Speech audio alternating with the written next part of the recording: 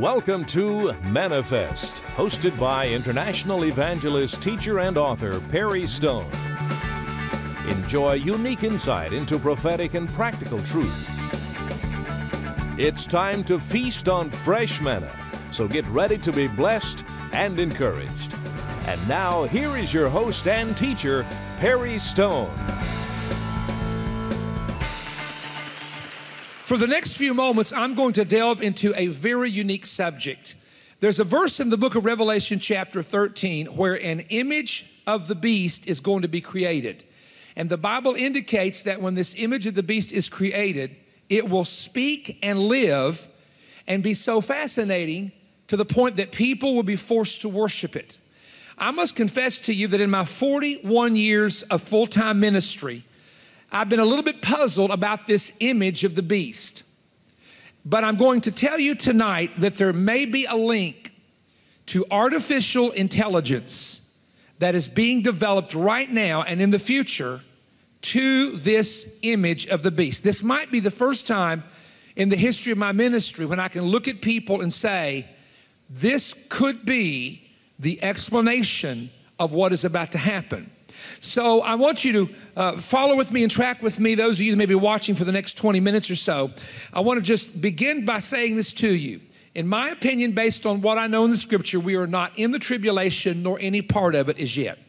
The second thing I want to say is this. We're in, according to Matthew chapter 24, verse 8, the seasons of the birthing pains. The King James says sorrows, but it's the Greek word for birthing pains. Number 3, Daniel in Daniel chapter 12 and verse 4 wrote a verse and said this, that at the time of the end, many shall run to and fro, and knowledge shall be increased. That is spiritual knowledge, that's prophetic knowledge, that is secular knowledge, that is all forms of knowledge. In Revelation chapter 13, however, is probably the most fascinating verse in the Bible. Based on Daniel chapter 9, based on Matthew chapter 24, and based on Revelation chapter 1 and chapter 4, let me share with you where I think what this is about. The book of Revelation, called the Apocalypse, deals with a 7-year time frame. 1,260 days plus 1,260 days. 42 months and then 42 months with a weird gap in the middle. Daniel 9:27 says that a man will come in the future that will confirm a covenant for 1 week. That word in Hebrew is not a week of 7 days, it's a week of 7 years. And in the midst of the 7, he will cause the sacrifice to cease, invade Jerusalem, and set up an image of himself. And that's also found in 2 Thessalonians chapter 2 and Revelation chapter 13. So the book of Revelation deals with the 7-year tribulation. Now, the midpoint of the tribulation is when a man called the Antichrist invades northern Africa. He takes over, according to the book of Daniel, Egypt, Libya, and Ethiopia. And then he goes into Jerusalem and divides the city completely down the middle. And once again takes of course, the Bible says in Zechariah, the Jewish people will be taken into captivity. The women will be ravished. But half the city goes into complete captivity, and that would be the Jewish section. And the Arab East Jerusalem, which is the Arab section, mostly Muslim, they will rejoice as the Antichrist comes into the city of Jerusalem at that particular time. Then the Antichrist rules for a final 42 months. Now, what you read about in the book of Revelation chapter 13 is the symbolism of what is called two beasts. The first beast of Revelation chapter 13, verses 1 and 2, is the Antichrist. But there is someone who joins him right about this time in Revelation chapter 13, verse 11 through, in fact, let me give you the verses. Chapter 13, verses about 12 through 15. And this man is called a lamb with 2 horns. Now, this lamb, of course, and you know in the Bible, represents Jesus, except in this place. The 2 horns represent 2 religions that will come under him. So this lamb with 2 horns is a symbol of a man, and he is a man who is identified in the book of Revelation as the false prophet. The false prophet will team up with the Antichrist. They will move the headquarters to the city of Jerusalem. That's in Daniel chapter 11. That is also there in Revelation chapter 13. Once the headquarters is moved to the city of Jerusalem, something very strange happens. So I'm going to read this to you from the New King James translation. Revelation 13 says this, and he exercises, this is the false prophet, all the authority of the first beast, that refers to the Antichrist, in his presence, and causes the earth and those that dwell in it to worship the first beast, whose deadly wound was healed. He performs great signs, even so that he makes fire to come down from heaven on earth in the sight of men. Somebody say great signs. It's a false sign, but it's a great sign to the world. He deceives them that dwell on the earth, by whose signs he was granted to do in the sight of the beast, telling them who dwell on the earth that they should make an image to the beast who was wounded by the sword and lived.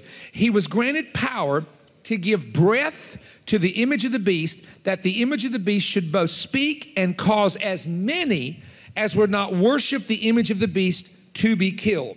Now, in the book of Revelation, it was written in the Greek language, and this word image is a very common word that traditional Orthodox churches would know. It's called icon. So if I was translating this just to plain English, he will make an icon of the beast and make the icon speak and live. Now, that's the Greek word that is used in the English translation for the word image. Now, this is important because I want to read again this verse. Now, what I'm going to do now is read the same, or should I say a section of this verse from the 1611 translation of or the King James translation of the English Bible. Now, notice where I'm going to put the emphasis.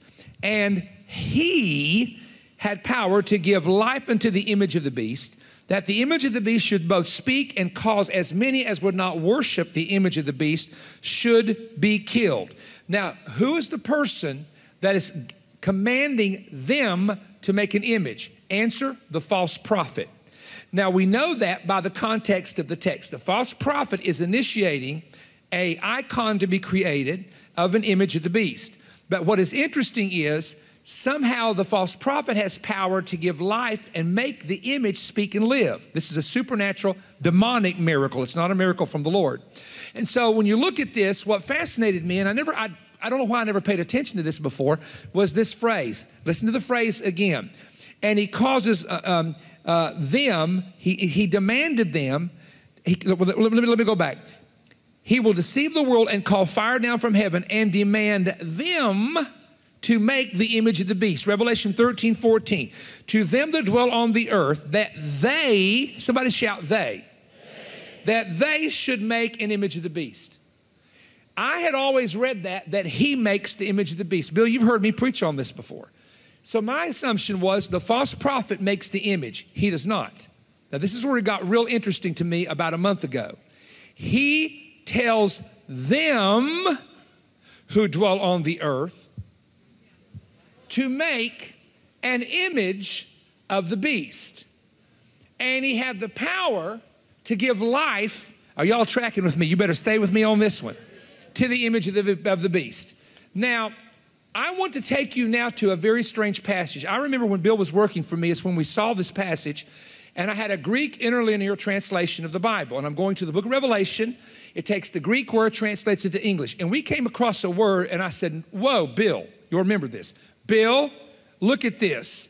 And we start checking this out because one word is translated different in that Greek interlinear translation than it's translated in any other translation.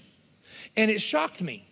So we began to do some research on why does this translation change a major word. This is an Egyptian text reproduced in Alexandria that used the Latin version of the Vulgate translation of the Bible. Okay, now I know that's a lot of big words. This text that I'm going to read is used by the Greek Orthodox and Eastern Orthodox churches, but somewhere in the 3rd to 5th century. And what that means is that this is a very early text of the book of Revelation. That's what's significant. That's the point I want to make. Ready for this? Here is that translation from the 4th and 5th century. It was given unto her to give spirit to the image of the wild beast, that the image of the wild beast should both speak and cause to be killed all those who would not in any way worship the image of the beast. I will repeat the phrase again. And she gave power to the image of the beast. The only word that was changed in the Vulgate translation is he to she. I did research in everything I could find and could never find the reason that was done. So somebody told me that there was a museum in the United States, you remember this, Bill, that had one of the oldest manuscripts of the Bible, and in that Bible, it is translated as she. Now you say, well, there's no she in the text. Exactly right. That's why they made it he, because there is no she in the text. There is a lamb with 2 horns who does all of these false miracles, and it's a he till you get to this verse, and somebody's made it a she.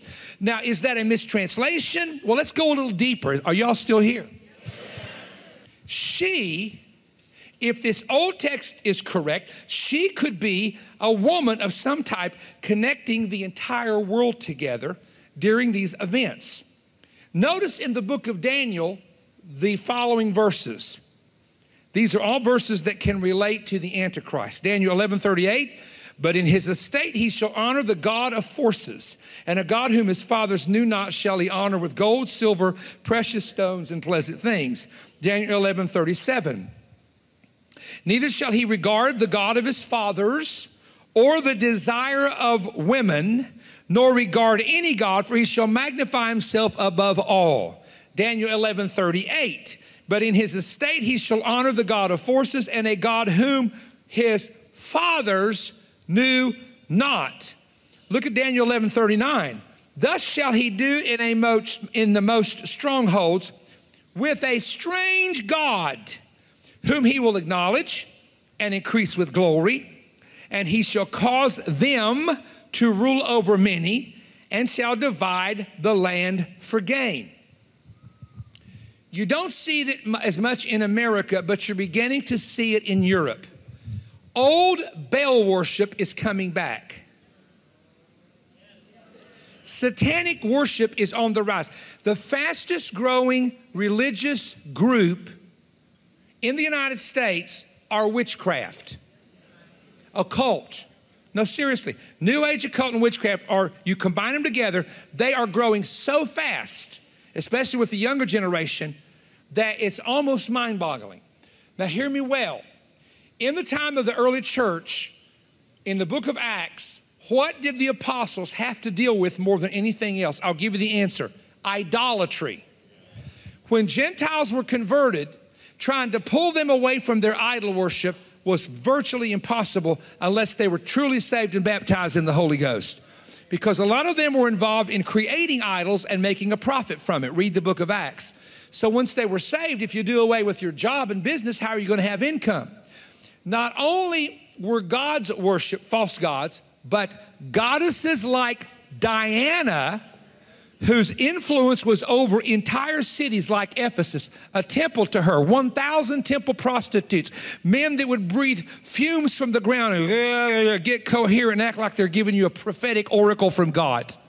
Notice it, gods and goddesses. Now, folks, I know we don't see it here, but in parts of Europe and parts of the world, the god and the goddess worship is starting to have a major revival like we have never seen before. And some of this is due to the fact that some of the movies which are coming out. So, going back to the book of Daniel, I want to just point out a couple things to you from those verses. Number one, the Antichrist does not honor the God of his father.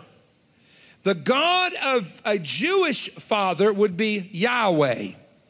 And there is no other God besides Yahweh according to Scripture, because he's the God of Abraham, Isaac, and Jacob. But one thing that was interesting, he says, and neither the desire of woman. And I think Bill and I looked at that one time, and it said it a little bit differently. It said something about no desire for the God of the women, the God that the women were worshiping. The verse that says this, he will honor a strange God, that word in Hebrew means foreign, alien, or a God not seen before. A brand new God. A God that's a new God on the scene or a new God on the stage. 2 Thessalonians 2:4. This is all talking about the Antichrist at the time the false prophet joins him. He will exalt himself above all that's called God or that's worship. Revelation 13 verse 4, the Antichrist, it says they worship the dragon who gave power, and they worshiped the beast. The beast is the symbol for the Antichrist. Revelation 16:2, they, meaning the world population, worship the image of the beast. Now here's where it gets interesting. Whoever does not worship the image of the beast is killed. In fact, you're killed according to Revelation 20 by beheading. And there's one religion in the world that beheads people. Talk to me, somebody right here. Okay? The battle in the beginning and the first murder in the Bible was over a religious offering. Cain killed his brother Abel because God favored his offering versus Cain's offering. And can I tell you, most wars that are caused in the world today are not just ethnic wars, tribal wars, property wars. You go study history when the Hindus are killing Muslims and Muslims are killing Hindus and people are killing Jews and religions are killing Christians and persecutions breaking out. Most of the world's problems as it relates to war, I'm telling you the truth, is over religious battles. Oh, God, help me get this across, please. And so in the time of the tribulation, the Antichrist forms a religion centered around him. But in order to receive worship, the icon is created by them. Now, them have a period of time to do it, but it appears that when it's created, certain parts of this is already prepared and already made, and then they initiate this, and you have this icon who is speaking and living. When it comes to the word image of the beast, John could have used 3 Greek words. One word means to cut a stamp out or an image on the hand or on a piece of wood. Another, the Greek word charagma, means a mark, a stamp, or an act to engrave to some kind of engraven art.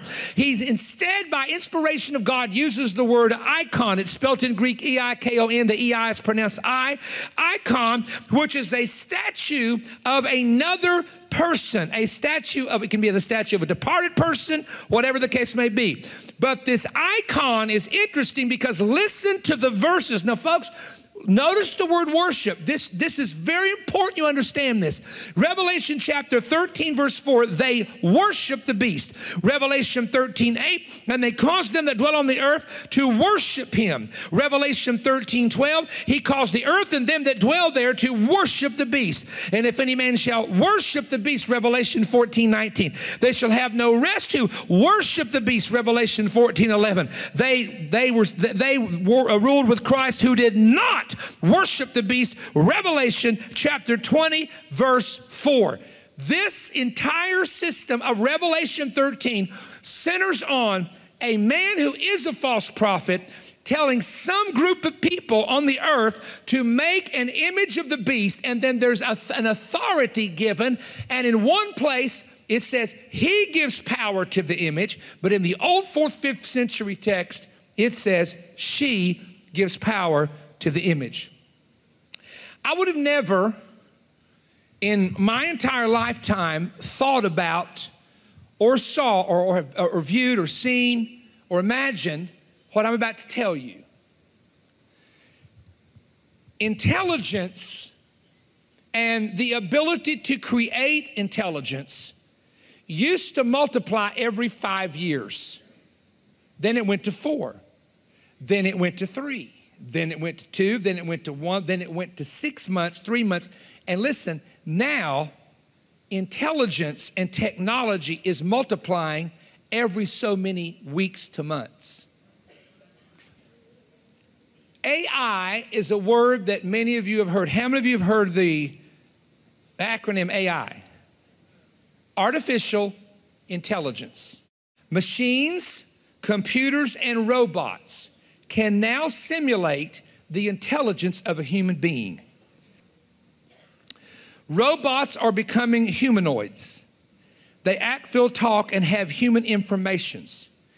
They are now working, and I personally think some of this is already developed. The military's got stuff that we get it 10 years later, you know. It's really true. They've got stuff. Israel got stuff that freak you out and blow your mind. And, it's still under the wraps. But let me say this. They will one day be able, when you walk into an airport, to do a scan of your brain and know what you're thinking. They will be able, now I'm telling you, they're working on this now. They've got it to a limited level, but people said, Well, it ain't going to happen. Well, they said they weren't going to land on the moon either, and they did. And they said they weren't going to get to the edge of outer space, and they did. See, some of you don't keep up with this, so you have no clue what's really going on. You'll be able to walk through an airport, and they're going to do it all under the name of security and anti-terrorism, and they will have a scan of your brain with images. They can already produce foggy-looking images from people's brains. If you have an ungodly leader who's anti-Christian,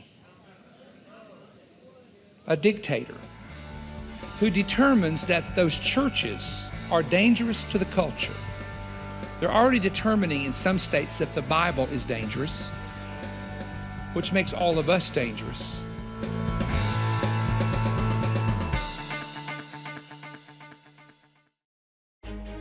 We've just concluded one of the greatest prophetic summits that I've ever been blessed to be a part of. 11 services with 5 different speakers. We're making available the CDs and DVDs of that great prophetic summit. I don't have time to explain to you the details of each message, but let me give you the titles.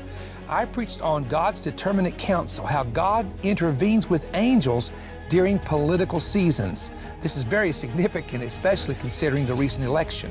Friday night, I preached on the amazing 70-year cycle and Israel's fullness. Not only do I give you 5 reasons Israel will continue to endure despite her enemies, but I will dig deep into the number 70 and reveal to you that 70 is the sum of all prophetic numbers. This is a significant year, and you need to know why. On Saturday night, I preached on artificial intelligence and the image of the beast. Revelation 13 has puzzled people for years, that they shall make an image of the beast and make it speak and live. I believe I found a link to AI, artificial intelligence, and how it's going to be used to create the image of Revelation 13:14. And I preached on deep state rising, the shadow people controlling the system. I actually shared with people items that are in people's homes and offices that can be hacked into and listened into with their conversations and even by people viewing what they're doing. But I also shared 3 powerful stories, some of them that have not been made public, that talk about the deep state and why they want to control transportation, banking, food, and practically every aspect of your life. Now here's some of the messages by the other speakers. Profound developments in Arabia, God's calendar, do you know what time it is? Understanding the key of David, the procession of the Messiah, the coming fullness of the Gentiles, the scarlet harlot. You need to get the CDs or the DVDs. To order CDs, which are the message only, it's 18 PS CD for $75 or more. The DVDs are 18 PS DVD, that's the offer number, for $110 or more. Now, these are the unedited versions. Let me tell you what I did. I decided not to edit any of these. You see the edited parts on TV. We edit the programs heavily on television, but you're going to get the total, complete, unedited version of the CD and the DVD. 1-888-21-BREAD, or contact me at the address on the screen and send that donation for CDs of $75, DVDs of $110 or more, and help us keep Manifest on the air. And don't forget the offer number and let us know what you want to receive. It will be a blessing to you. And don't forget the DVDs have the pictures that the speakers use, which are absolutely phenomenal and incredible. We hope to hear from you soon. You know, I was just thinking about some of the things that are on the DVDs at the Prophetic Summit.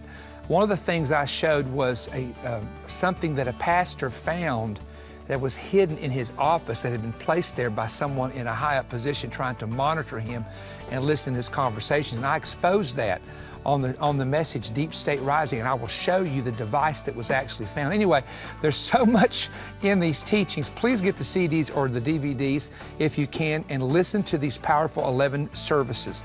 We're going to be coming to some great places.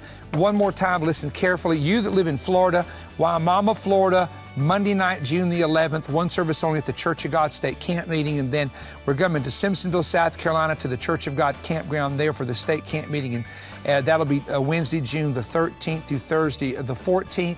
And then we're going to be coming to Redemption Christian Tabernacle, which will be on June the 15th through the 17th, and that's in Tip City, Ohio.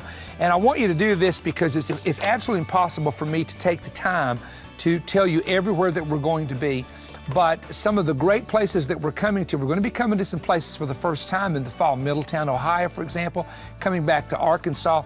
Perrystone.org itinerary. Look it up right now and go and check it out. Also, I've not said anything about this, but I'm like super thrilled at something that has just happened, and that is that we launched the ISO International School of the Word Bible School, and it literally, I think we have over 1,200 students now. It's just growing continually. In the past, that's just 3 months. And you can actually go online, Demonology 101, Secrets of Hebrew Prayer, just so many things. I want to take the time to talk about it, but go to ISO.org right now, anywhere in the world, and look at the research center that we have developed for the Word of God. And so we're so thrilled about that. And you know, one of the things, I tell you what happened to me, I was walking through my office, and actually I have several offices, and I started noticing cabinets and boxes with nothing but sermon notes, tens of thousands of notes I had made. And I thought to myself, what's going to happen to all of this research, 170,000 hours of prayer, study, and research when I'm gone, or if the Lord should take me before the rapture. And the thought came to me, it's going to be wasted. I mean, you know, my kids aren't going to know what those notes are. I know what they are. And so we really started praying, and Dr. Brian Cutshaw came into our life. He's a friend that goes way back. I introduced him and his wife years ago at a meeting in Daisy, Tennessee. And we felt led to pull all of these resources together, the knowledge and wisdom and understanding that God had given us over the years, and put it together on the internet. And so that's what ISO.org is all about. It's that in-depth academic level revelation of God that you can have. And so I'm thankful for that, and I want you to pray for that, that it will reach the nations of the world. I was recently told, and I'm not going to name the country, that there was a country that had taken a lot of our material over the years, over 15 years almost now, and they had translated it, some of the books and some of the teachings, and literally hundreds of thousands of people's lives in this one nation that has millions and millions of people had been affected by that. And so I'm only one person, and I can only be one place at one time, but Manifest can go into the nations of the world. And we're so grateful for especially the Christian television networks that keep Manifest on the air and help us to have a time slot to be able to do that. So for all of you who watch the Manifest program, why don't you just jot a note sometime to us and let us know you're watching, and stand with us to keep it on the air. But also, let your local Christian stations, send them an email or a letter and tell them that you enjoy the Manifest telecast on their network, because this helps them to be encouraged to keep the Manifest telecast on the air. Well, I'm excited about this year. I'm excited about what God's going to do. And if you'll follow me on Facebook Live, I'm going to be showing you some things in the weeks ahead that are very exciting that God is doing in the ministry that you can be a part of. Thank you so much for your time. Thank you for standing with us with Manifest. See you next week. Perry Stone invites you to join him for his 2018 Israel Tour. The dates are November 19th through the 28th, with an optional visit to Petra in the country of Jordan. Call 1-888-321-3629 or visit perrystone.org for more information and how to register. Seating is limited, so call today.